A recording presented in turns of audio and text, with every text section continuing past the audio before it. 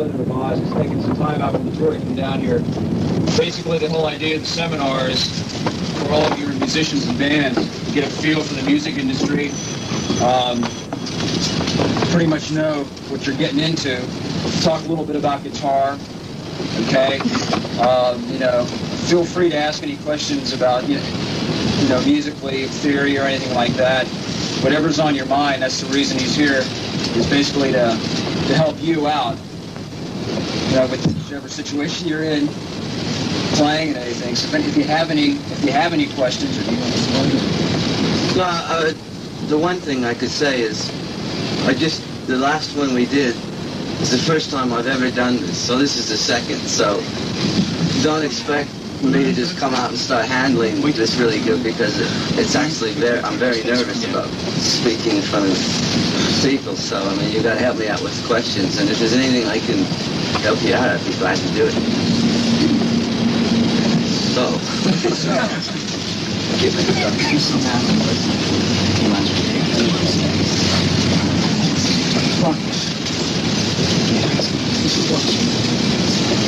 Everybody had a million questions to ask me about him. Go ahead, man.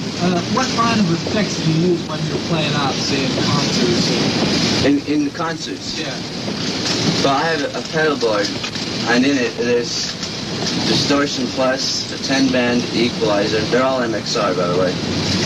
A flanger, a chorus, stereo chorus, a crybaby, wah pedal, and a Roland volume pedal. And I used to use them a lot more, but now our sound man is starting to add a lot up front. So I don't really use them all as much as I used to. Just sometimes I use them more for quiet rhythm parts, just to enhance the sound. I don't really use any echoes or anything for leads, ever. Do you have a preamp built in your guitar? No, I have a distortion plus on the board, and I just keep that on all the time. And just straight Marshalls. Is that how you assume distortion? Sorry? Is that how you get on that distortion? Yeah. See, if you play and you use Marshalls, I had to change the speakers over to Altex because they're a very bright, clean speaker. Yeah, because the selections are really dirty anyway, and if you start adding a fuzz box to them, it'll sound terrible. But I like that added treble and dirt to it. Mm-hmm. Great. Do you have any problems like high-pitched feedback or using the fuzz box? Yes, the guy the last session was to ask me about that. It's not so much a squeal. I don't have that problem, but I have a lot of problem of, like if you let go for a second, it'll feed back. I mean, you've got to really play, so you're covering your pickup. And if you want to do something quiet, I have to either use the volume pedal, or I have to click off the fuzz, because it will squeal. I mean, I got used to playing that way. Go ahead, Larry. What kind of music you started playing in Holland and playing before you got picked up with Austin? Well, I was 7, and I'm 25 now. I don't think I knew what I was playing when I was 7. I just played the guitar. I mean, one of the early things I remember was I was strumming, is it Malagueña, when it has the E chord, and I thought that was really good because I could switch an E chord and strum it fast. It was just anything, you know. It was an old Spanish guitar, and then I just started playing anything like Gloria or Louie Louie or whatever was out on the radio. And to the second part of that question, I met Ozzy when I was 22, and I've been with him since then. So it's about 2.5 years now. Can you speak up a little bit? Oh yeah. Tommy's a great drummer. Okay. You got a special tremolo in there in your flying V you use, or does a certain company make that, or is that just? Well, the main flying V is the white one. If you see it, is a Charvel. it says Jackson. Everybody thinks, what's a Jackson? But Grover Jackson owns Charvel, and he builds them himself for me. And I use his tremolo units. I think they're very good. I mean, other than the Floyd Rose, there's no perfect tremolo. But his are very good, and he's just about to release a brand new one he invented that's supposed to be equal to a Floyd Rose. But it works with ball bearings. And he's just doing a prototype, and he's doing a guitar for me now, and it'll be the first to use it. So real soon I'll start experimenting with it. I have another Flying V with it's polka dotted. That isn't the Charvel, and I do have tuning problems with that one all the time. Go ahead. Hey, whenever you started, did you have to play in little hick bars, to get going, play what the people wanted, or did you always play what you wanted? Well, when I started, I was really young. When I started playing rock, I was about 12 and 13, and where I came from, the big thing was to play parties. I mean, there was a lot of bands where I lived, and they'd all play parties. And I wasn't really from the city, it's sort of a suburb. And I thought that was it. I loved it. I couldn't wait till the weekend so I could play. And we used to cart our own gear up and everything. And then, of course, I got into the club scene in L.A. That was you did get a circuit going. Well, yeah, there's a great big local club scene in L.A. It's a lot of opportunity for original heavy bands to play. A lot more than there is in these parts, which is hard. They just shout them out. I mean, when you first started, you said you were 12, 13, there were, any guitar players who first started listening to one record and you really enjoyed it? Well, see, I get asked all the time, who's your favorite, who's your influences? If you play so long, they're bound to change. Whoever's good, you listen to for a while. But I'd never had a phonograph until I think I was 16. So I couldn't just play my favorite guitar player, so I'd listen to the radio. And I just sort of liked anybody who was good.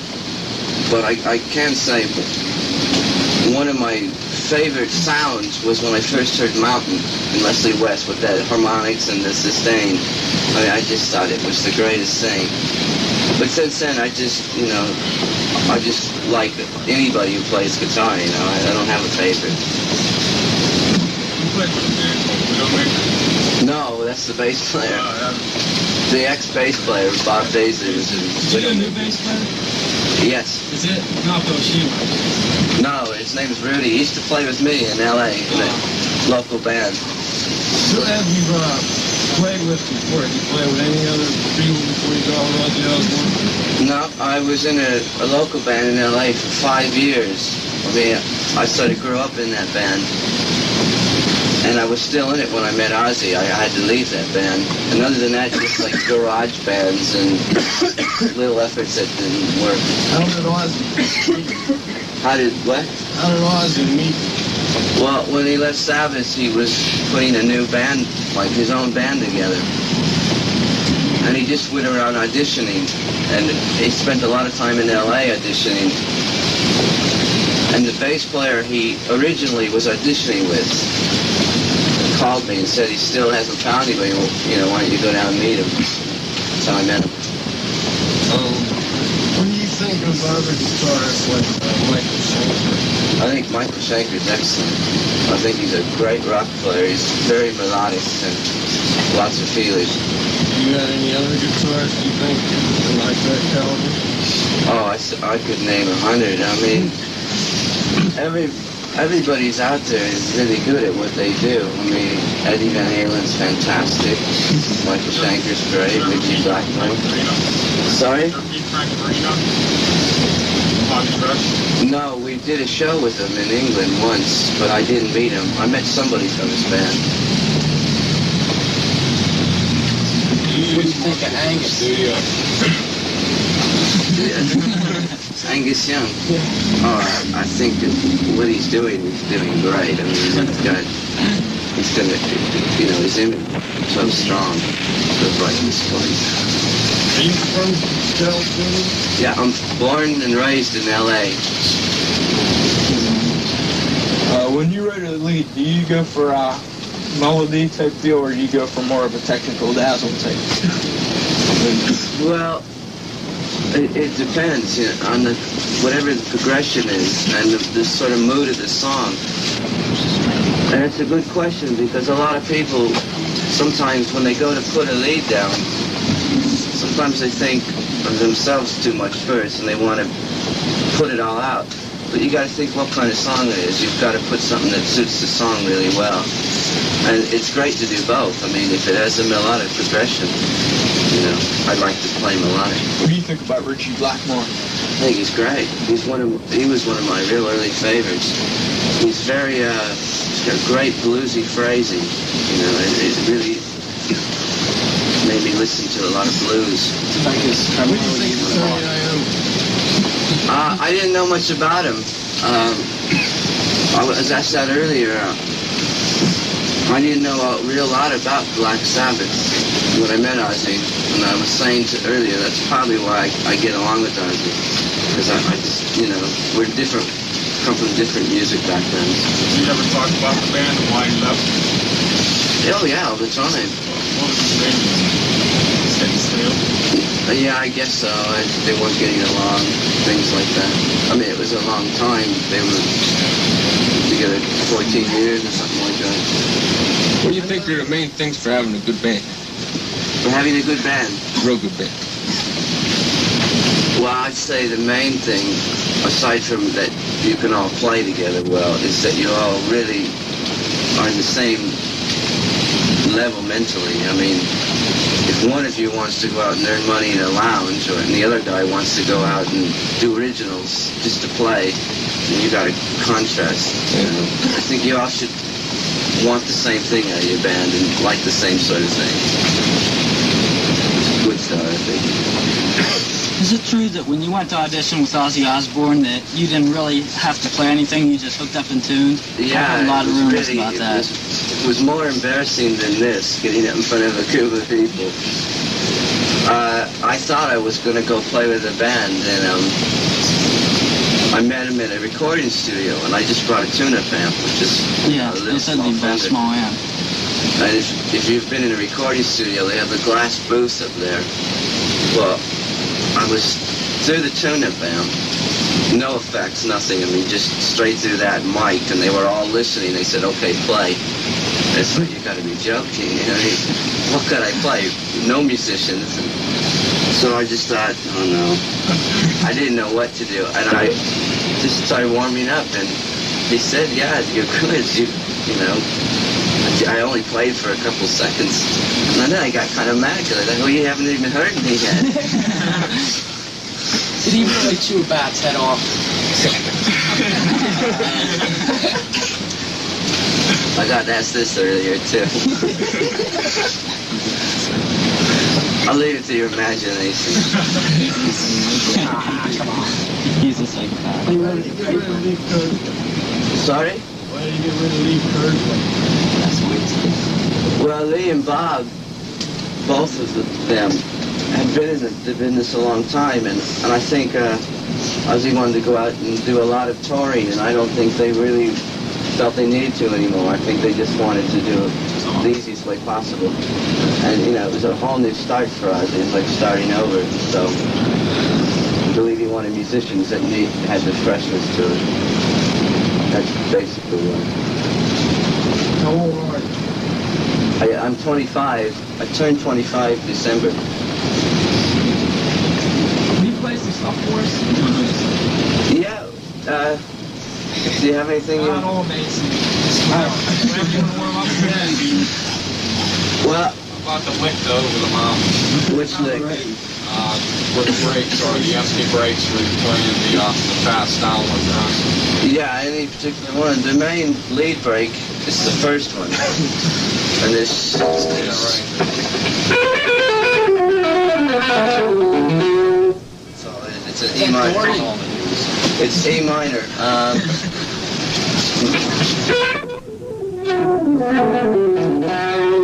It's just D minor instead of going. It's just D minor. minor instead of going. Just follow that. And if you see something that you think, what was that? Ask, you know. And then the other break is.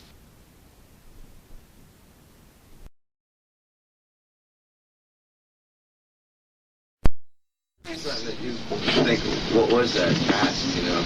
And then the other break is just a real quick tremolo. That's really all there is to it. It's just one real lick in it. The rest is just a noise. Yeah, the last session. It's really hard to just sit up here and play anything, so if there's something you want me to play, you know, I'll try to play it. You know that stores we do live in the middle of Suicide Solution? I'll tell you what, you coming tonight? It's a bit long. And also, you sort of have to do all that loud. There's a lot of feedback and... But if there's anything in particular in there, like Soul of Mother Earth. Okay, it's an E, and it's very similar to a harmonic scale. It starts on E flat.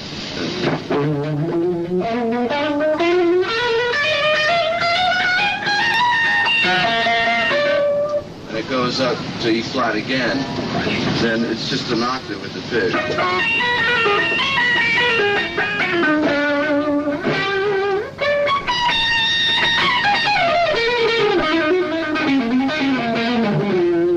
It sounds a lot different live. I'm trying to slow it down so you can see what I'm playing, but it'd be like...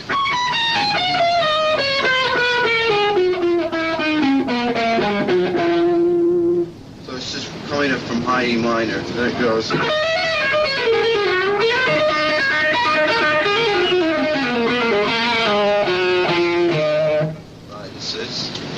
The only weird notes in there are the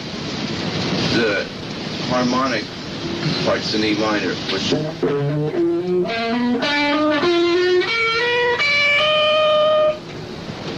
is that any help? I mean, I've got a very clean sound here, so if you want me just to play solo, just like the record, it'd be better if you wanted to learn what I'm doing in it, because I could never really get the same sound. Play Crazy Train. The lead to Crazy Train. The last part of Crazy Train is a run that you do, like a downward motion. Like It's the last lead, last part of the lead on Crazy. Oh, the run at the end? Yeah. Okay, it's in F sharp. I'm trying to remember because I don't do that run live anymore. But it's, I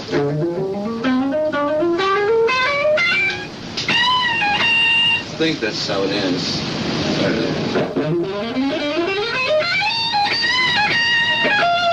See, I know that's the run. I don't know the ending of the phrase I use in the records. But it goes 1.5 steps behind F sharp. Matter of fact, I'll show you an A here. Like, okay, so you're an A here. So that would be the same thing in F sharp. You know when you do this kind of stuff? Yeah. Is there a word for that, a name? Or is it just a style? It's just hammer-ons. Hammer-ons. Well, that's what you're doing here. I don't really know if there's a name or not. False harmonics. What is it? False harmonics. Is that what they're called? Because they're not really a harmonic, is it? No. Could you play the false harmonics that you do in Flying High Again? Yeah, lead sure. on that? You know what? I wouldn't mind having that equalizer again. Okay, it starts on C sharp. Yeah. And then you do the false harmonics, as you say. Learn something. Yeah. Up on A. And you move both hands. He's just going to hook this up. It's very clean, so I'm going to try to get some sustain. Which, not to say that it makes you play better, but it really sounds stupid. Empty. Yeah. But anyways, while he's doing that, you move both hands 1/2 step. So you take the first string, and you're on A here, C sharp here, and you do your hammer on, then move it up a half step, both hands. In other words, the string and the false harmonic, and you go up a half step each. Okay, what key are you playing that in? Flying A. high. It's an A. When I play Crazy Train, if I go to play Flying High again, I'm a half tone out. Is you tune different? It's tuned a semitone down. Okay. Okay, so to show you what I mean, here's A.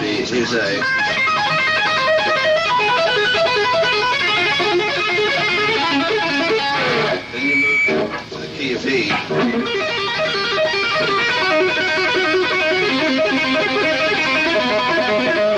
So in other words, both hands are moving up a half step of the string. Are they both on the same string? No, see, each string moves up. Like on the first string, Okay. right? On E. Then you move to the second string a half step up. All You right. do the same thing with your false harmonic, half step up. And the next string, half step up. And so on. And same thing, you go up to the 4th fret and the 7th, which would be an E. It's an E chord.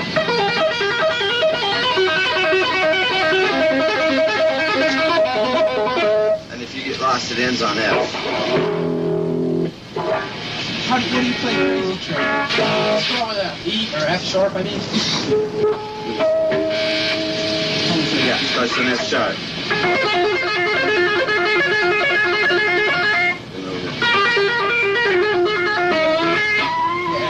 Can you play the beginning of Crazy Train?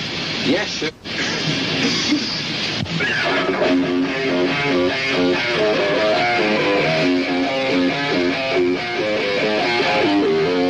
Okay, do you have a wah-wah on that pushed all the way up at the beginning? No, just a distortion like it is now. Because it does sound like you have a wah-wah on that. The rhythm.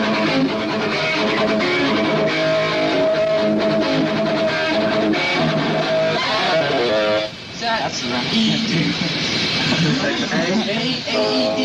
E, D, A. What's the run there? You do a G like McDonald. Oh, yeah. Sometimes.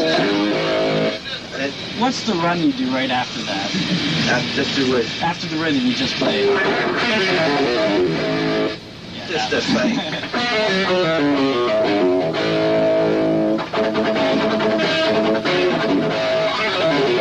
What chords are those? Too fast. A, E, D to A. And at the end, if you use inversions, it goes,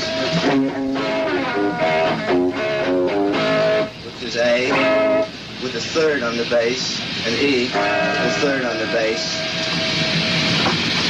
and then A. No, D, then E. This would be a D. So it's going A, E, D, A. That's just the very last time I used it. Do the chorus.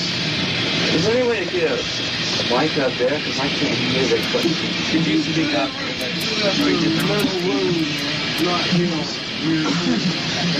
Sorry? That's the mental wound not healing that Ricky did after that.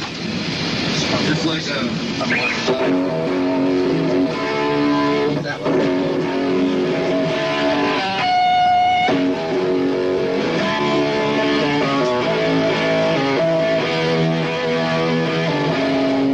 in the next verse you do a riff.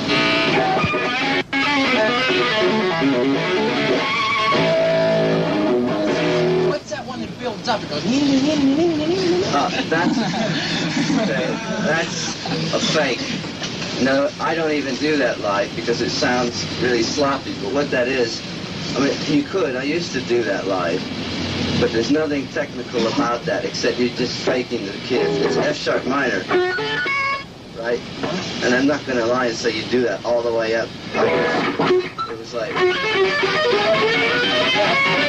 a pick slide to the chord quick before it died. I mean, when you play loud, things like that, you can fall over time. What do you tune down to now? Still, it makes the same one. Well, I didn't on the first album. On the second album, it was just, a lot of people do it. I never did it. But when we were writing the second album, the tuner we had was off. It was not on. And I got to like some of the sounds for some of these songs. It gives you a much heavier sound to the chords, especially like an A chord, having that A flat tone or an E. Basically, it just gives you a more sort of meaner sound to the chord. Live, some of the songs are tuned normal, some are tuned down, so I have different guitars tuned differently. That's basically all it is. And what type of strings you use? Exercise in your groove, like finger exercise before you go out on stage, like most. Well, I do a lot of things with the first, second, and fourth finger just to sort of warm them up.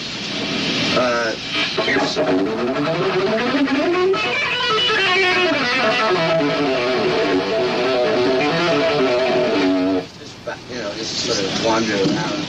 A good exercise is something like that, an alternate picking, where just keep speeding it up.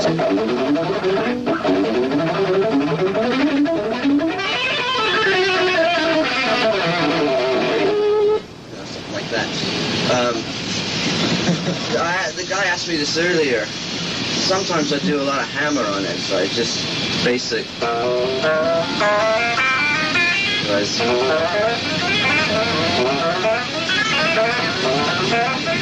You go up and down the neck.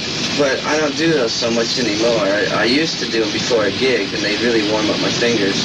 Just different sort of...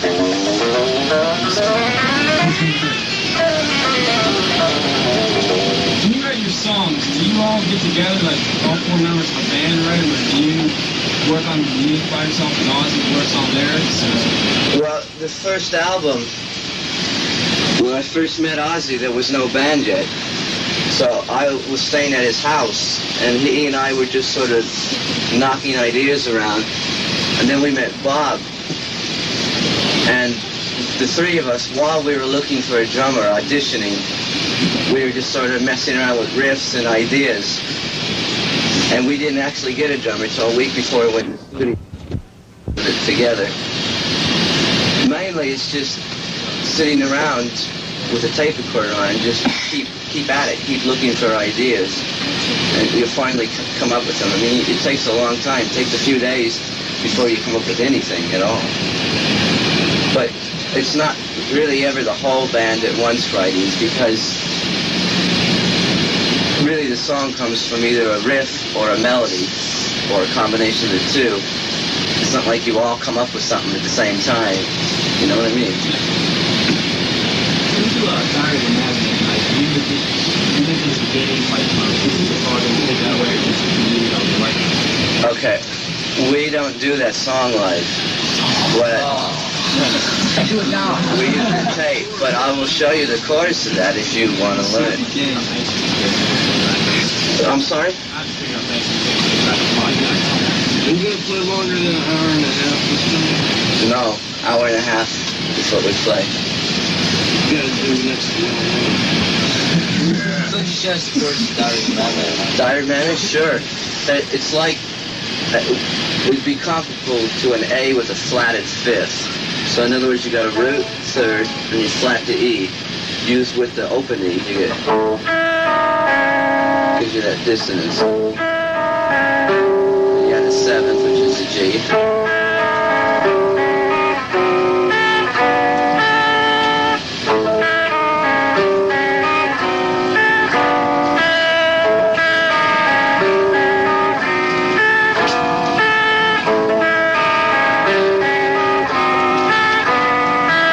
Goes to A minor 9.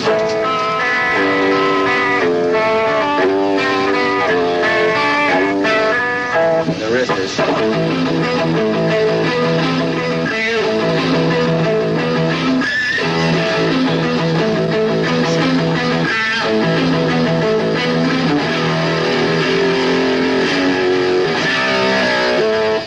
Keep going. The intro to that is the same chord.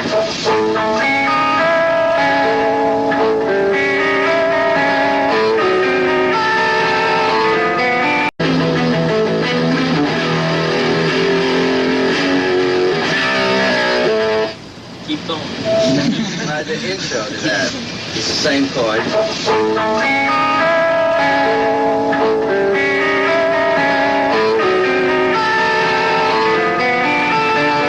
This is A major 9. Switch to A minor 9. G bass. F. A major 9.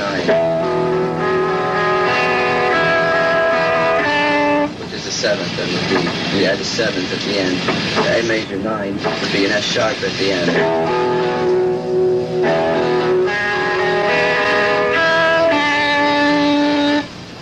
All there is to it, unless you want to learn any of the middle parts of it.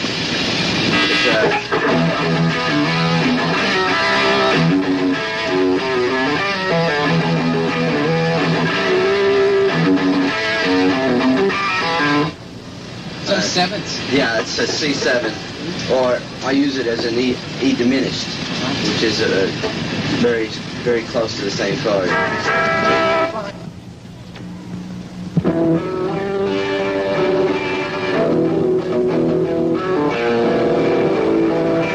That goes to like E minor.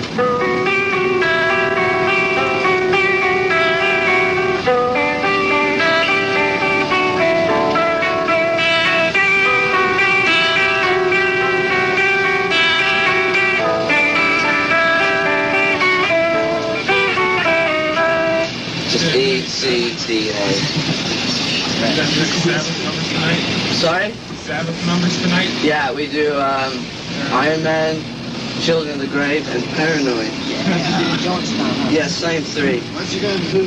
How much different you gonna do this time? Well, to be honest, the main difference is the stage set. We have this like castle where the riser opens up and Ozzy comes out. Well, in the beginning, he appears in a chair. At the end, he comes out in a hand, and we have a midget that throws litter. I mean, there's a lot of bizarreness. As far as How many songs off and wrong you gonna do? we do 1, 2, 3, 4.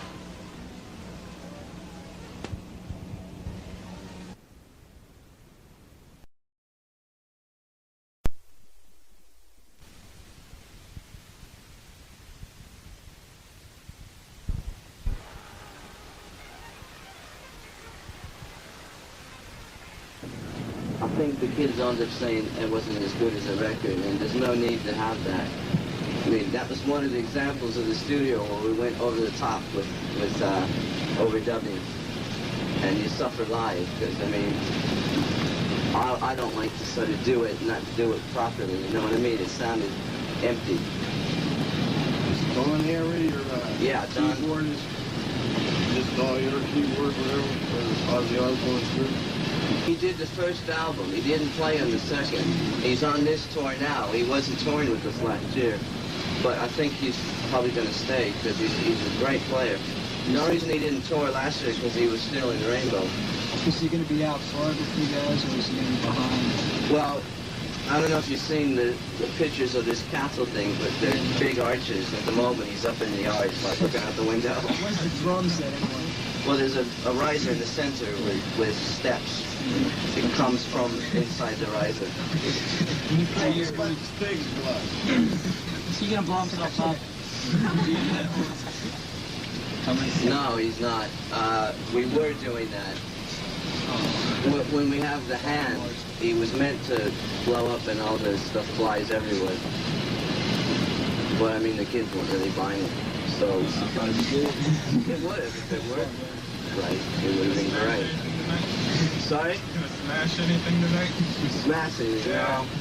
I think you should see a 38 guitar piece. Well, if you want to give me one, I'll certainly have a go for it.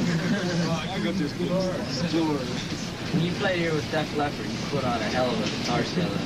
Thank you. When you play your guitar solos, you change them every so often, or you play the same ones every night? The solos. Yeah. You mean in the center there was... I think I'm not sure what song you cut out. Just you. Yeah. Your guitar. Well, It's basically the same. I just improvise on it. It depends, actually, the sound I have on stage. If it's a bad sound, I do a very sort of basic form of it. If it sounds really good, I like to carry on with it. I had a different one in England. It was a lot longer. But, I mean, the kids didn't really know who I was, and it's kind of, I just wanted to get it short and to the point. Well, if they haven't nominated you for one of the best guitars of the year, I would have shot them all. Yeah, that was really great. It was the best thing that's ever happened to me. Are you just going to do Over the Mountain?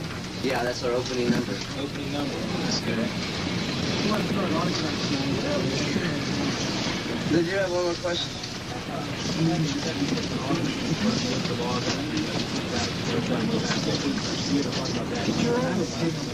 Hang on, I can't hear you. That's the very first time I went to travel back in 1964 when you came back to the Never Get Die album. Yes, you ever talked about that one?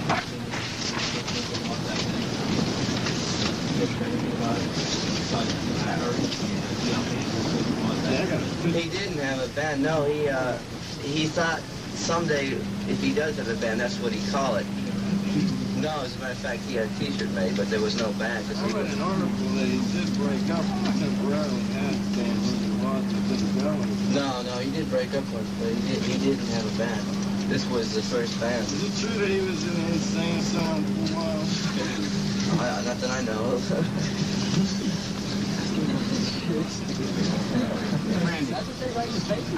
I've heard a lot of rumors that you're like just copying off of Eddie Van Halen. Was you influenced by him, his technique of playing? Was you influenced by him, or yeah, I was. did you just like that style, or what? To give you the best I could answer that, trying to save myself. We're from the same town, and we were both in local bands. As a matter of fact, there was a lot of guitar players. LA was like, everybody was a lead guitar player. Yeah. And everybody played very similar. There's a lot more players out there that are fantastic that just haven't been out yet. But everybody used to say we all sound very much the same. I mean, if you have a circuit and you know all the guitar players, you tend to like... Yeah. Did you put out a couple of albums, like small albums?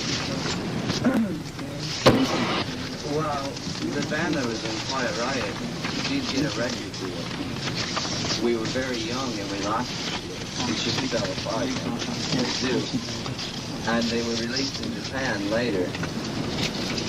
But I was 17 years old, and the producer wanted to make it sound very, very much like a pop band. And I mean, if you listen to it, there was hardly any guitar on it. Did you take lessons, or are you self-taught, or? Oh, mostly self-taught. When I was young, I took lessons in basic folk and classical training. And I started playing rock. I'm taking lessons now. You're taking lessons now? I was in England. Who's your teacher? Anybody. Right now, on a day off, I'm just taking lessons. I mean, I think... lessons from other professional guitarists? Do you have any literature out? No, someday I'd like to. No, I'm just trying to... I just like After this, we're going to have to... Yeah. Because we're running pretty short. There's a lot of people who want to come in and talk to Randy. I'll tell you what, on your way out, would you guys please give me your cards? We really got to move it so that the other people can get in for their seminar. If you could go for autographs, please make it as minimal as possible.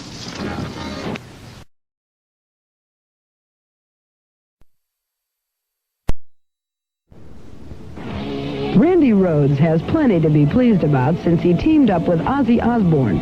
The editors of Guitar Player magazine have just presented the hard-driving guitarist with the Best New Talent Award for 1981.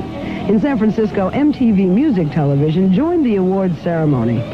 Randy, on behalf of the over 500,000 readers of Guitar Player magazine in the U.S. and in 70 countries throughout the world, I'd like to present you with the 1981 Best New Talent Award. Congratulations. Thank you. What did Randy have to say? When they told me, I thought they were joking, because Sharon always jokes with me anyway. And she called me one day and told me, and I just didn't believe it. For a week, still I didn't believe it, because I'm really proud and honored, and I I don't want to stop here, you know. In San Francisco with Randy Rhoads, this is Joanne Green for MTV Music Television.